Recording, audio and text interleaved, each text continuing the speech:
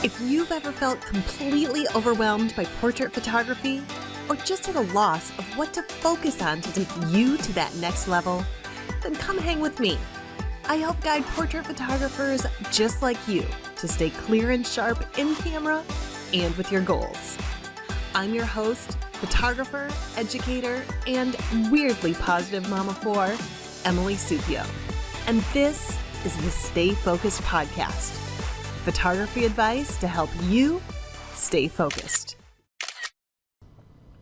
Well, hey everyone, it's Emily, and welcome to today's episode of the Stay Focused podcast. I am so glad you decided to press play on today's episode today. I know that there's a lot of choices and a lot of content and a lot of podcasts and videos and everything out there right now. So I truly am grateful for you for choosing this podcast today. And because I am so grateful, I want to make sure that it is worth your while and you get value and you start learning and becoming more inspired about photography and start really getting in there and grabbing your camera and creating magic and hitting all of your goals. Now, in today's episode, what I want to break down is manual mode, especially for those of you who still feel confused by it. So in this episode, I don't necessarily want to go through the exposure triangle and all of the basics and foundations of manual mode, because I think if you're listening to that, you might understand that already, or at the very least understand that you need to understand it, right? So if you've got shooting photos in manual mode down perfectly, then this podcast is probably not for you today. This episode is not for you today. But if things are still a little blurry when it comes to manual mode, and yes, that totally was a pun that was intended right there, I want you to continue listening, okay? So if you're struggling with any part of manual mode, even a little bit, then you'll definitely want to stick around because I want to break something down for you as simple and straightforward as I can.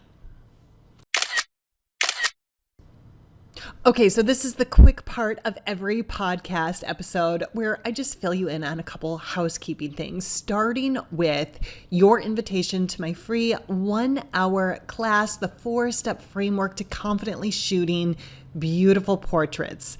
This dives even deeper into manual mode, focus, creativity, and more. And I would love for you to join me by registering at cozyclicks.com/framework.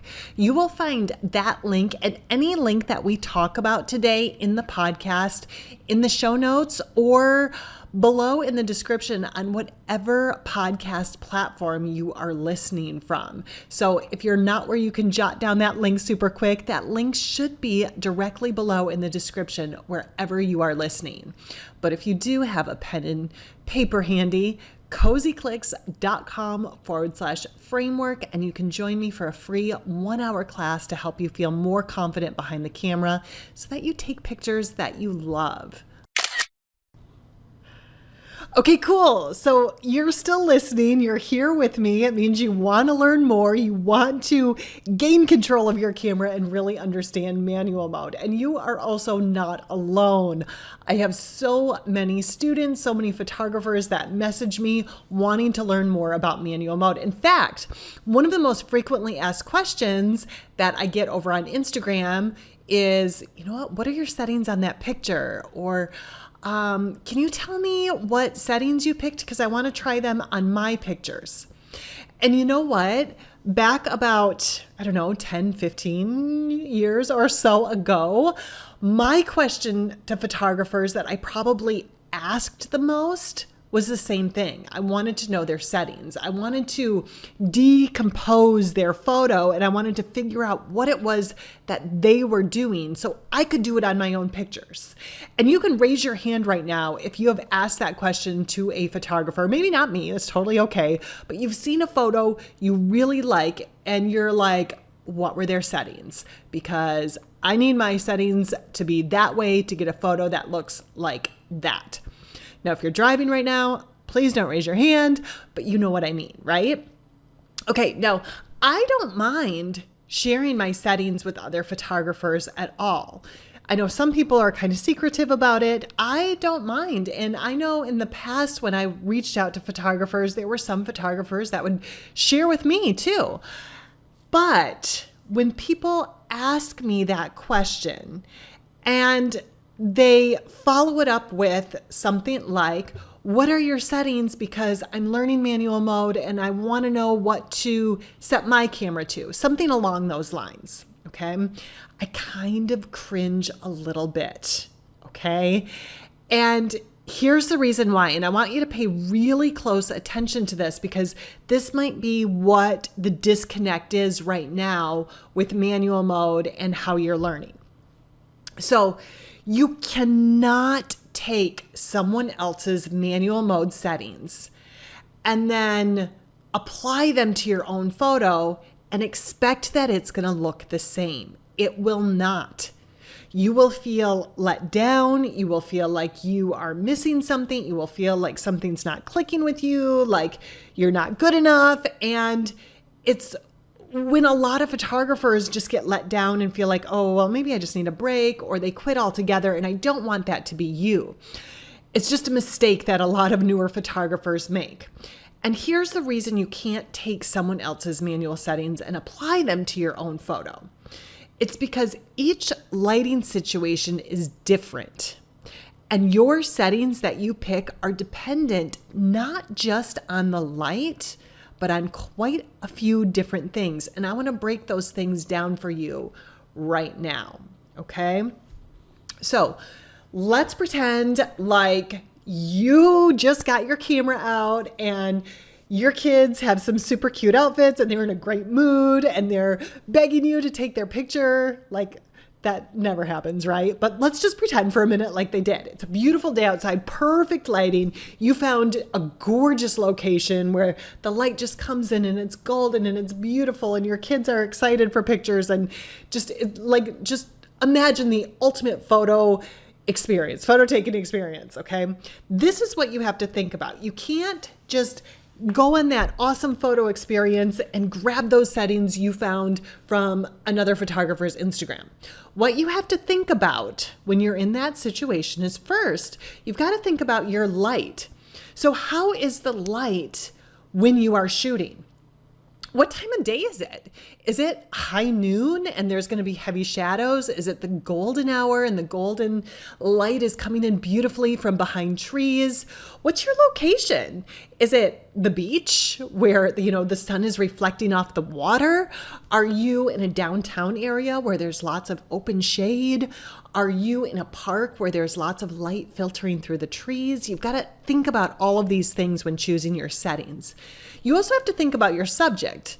And now, like I said, your subject right now is your kids or your grandkids who are all cute and beautiful and ready and willing to take pictures for you. But you've got to think about what your subject is. Is it one kid you're shooting, or do you have 10 kids that you're posing and lining up and trying to shoot? That's going to make a difference when you're choosing your settings. So you've really got to think about that too. Now, I know this is a lot to think about, right? Like, I've listed off 4 or 5 different things already, and that's not all. So when you're deciding the manual mode settings to select, you've also got to think about things like the movement in your photo. So are your kids going to be sitting nicely in a chair, very, very still, smiling and looking and holding that pose for as long as you need to get your settings set? Or are your kids maybe 2, 3, 4, maybe 8 or 10 like my kids and wanting to run all over the place and play and have fun and there's lots of movements going on? That's going to decide what manual mode setting you're going to pick. So if your subject is sitting still, or if they're kind of moving, or if they're really moving, all of those things determine your manual mode settings. Plus, I know, if this isn't enough already, right? You also have to think about your gear. So what is the lens that is on your camera, or what is the focal length you are setting your lens at if you're using a zoom lens? You've got to determine what that is. And that right there is also going to determine what your manual mode settings are. So all of those things together come into play when you're choosing your manual mode settings. So no one is truly going to be able to give you a great answer when you ask that super popular question. Is that starting to make sense now? Like why you can't really ask someone their settings and then apply them on yours, because where they were, their light, their subject, how much their subject was moving, the lens they had on their camera, all of those things are going to be completely different from yours. And that's why those settings will not work on your photo. It's when you understand those different settings and you're able to piece them together like a puzzle that it starts making sense. It starts clicking. And not only that, this is kind of a little bonus that I wasn't even really meaning to share, but as a little bonus, when you get those settings right and you understand all of those things together and have them all pieced together correctly, that's when your focus is going to start to get really sharp too. That's when your images are going to be on point and that clarity is just going to be tack sharp, right? Like no more soft pictures, no more blurry pictures, no more missing that magic shot. And so many photographers I hear from will say things to me like, oh, why are my pictures so out of focus or so blurry? And it comes right back to really understanding manual mode and honing in on those things and figuring out how to piece all of them together for you. So when you gain control of manual mode, then you'll be asking others their settings only out of curiosity, not because you want to copy them. So I want to reiterate that again, okay? So it is totally okay to ask other photographers for their settings. If they want to give you their settings, maybe they don't, maybe they do. Totally okay either way, right? But when you ask, the intention just should be, oh, you know what? I'm curious. That looks like an interesting setup. I wonder what their settings were. You never want to say, oh, I love that photo. I want to recreate that photo. What are their settings? Because I'm going to use those to recreate that photo that I was inspired by. Because you're only going to be let down, okay? So you've got to get real good with really understanding all of those pieces of manual mode. So while there is things like the exposure triangle and putting all of those three things together, all of the things that I talked about in today's episode also come into play. Now, I don't want to leave you just hanging here because I did say in the beginning, this episode was for you if you were still confused by manual mode. And if you are, I want to continue to help you out a little bit. So 2 different things I have for you. One, if you're ready to really just get in there and learn, and you are tired of your pictures looking blurry, you're tired of being confused by manual mode, you want to up-level your game, take 60 minutes of your time, register for my totally free masterclass, the 4-step framework to confidently shooting beautiful photos. You can register for that today. You can watch it today. You can register at cozyclicks.com/framework. I would love to have you.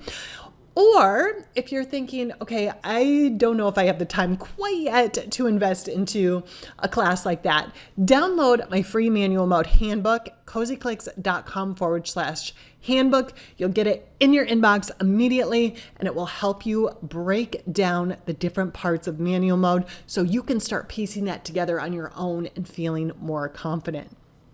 Now, that was a lot of information in today's episode. And like I said at the beginning, I really, truly am grateful for you for choosing the Stay Focused podcast and choosing me as your podcast host and educator today. I really love hanging out with you. And if you did get value from today's episode, I'd love to know. Tag me over on Instagram, take a screenshot of you listening or a screenshot of your phone and the podcast, put it up on your stories and let me know you were listening. I love to know. I love to see that. I love to see who's listening. I love to know that you are finding value from the Stay Focused podcast. And if you really like it and you're just like, yeah, I'm loving this. I've listened to every single episode. If you haven't left a rating and review over on iTunes for me, It's real simple. It takes seconds, and I would really, really appreciate that. It helps get the podcast in front of more new photographers who are ready to learn and get more confident behind the camera. All right, you guys, I'm back every Wednesday with a brand new episode, and I would love for you to hang out with me again. So until then, here's to staying in focus in your camera and with your goals. Bye, you guys.